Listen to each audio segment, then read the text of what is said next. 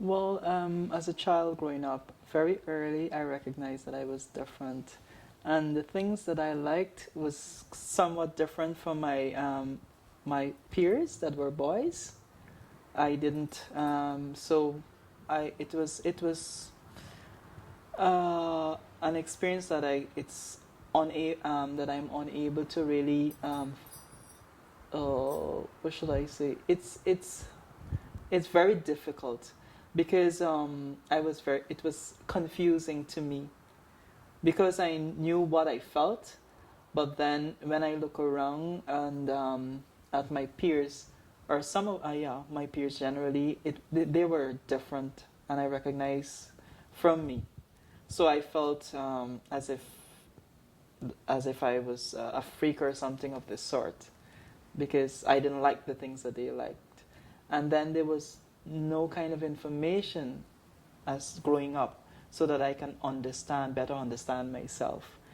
So because of that, I was very shy. I was very introverted because I felt expressing myself might probably get me into trouble because it wasn't the expression that was encouraged. Though in my home I didn't have much of a problem, persons like neighbors would always say, "Oh, speak like a man," and I was just merely just speaking like myself. And it was very like I felt as if I was being silenced, shut up, you know. So I like as if I wasn't supposed to speak or I wasn't supposed to be.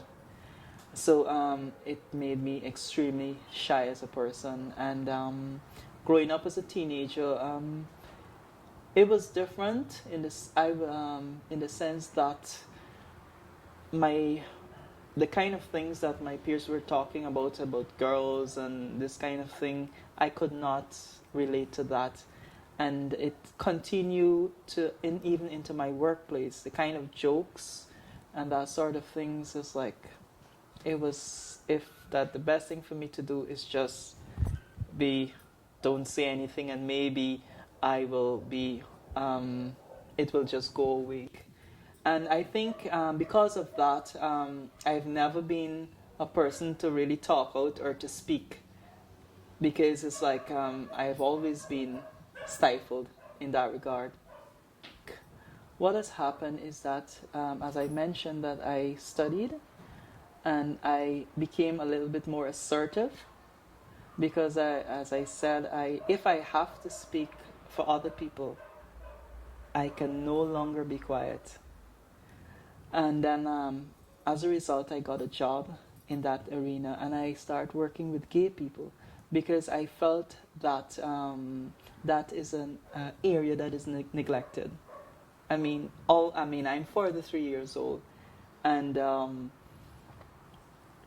if I have been silent for so long, there are so many other persons in an suppressed and oppressive society. So there are so many other persons like myself who are probably being silenced as well. Because of my work, we provide technical support to hotspots. Hotspots are locations that gay people will congregate. And gay people will be different kind of persons. You will have persons who cross-dress. You will have persons who dress in pants and shirt normal, but you really can't see that they're gay only because of their activity that you are aware.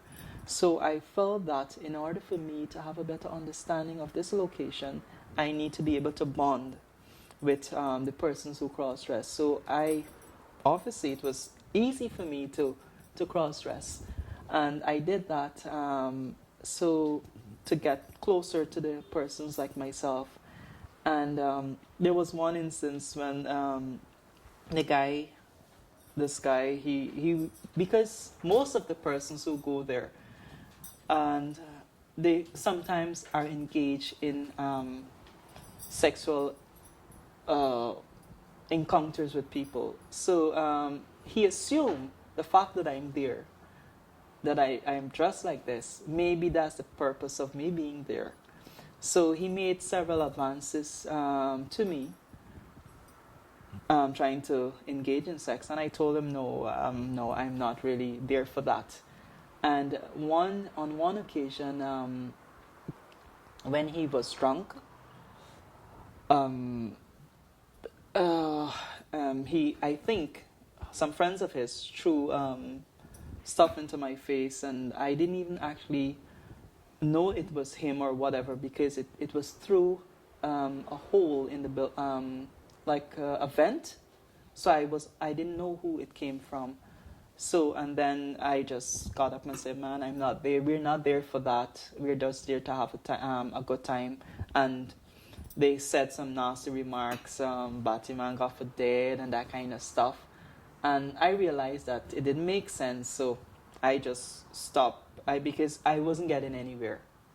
So about an hour or probably 45 minutes later, because I was of the opinion that they left, because nobody else was there. I looked outside.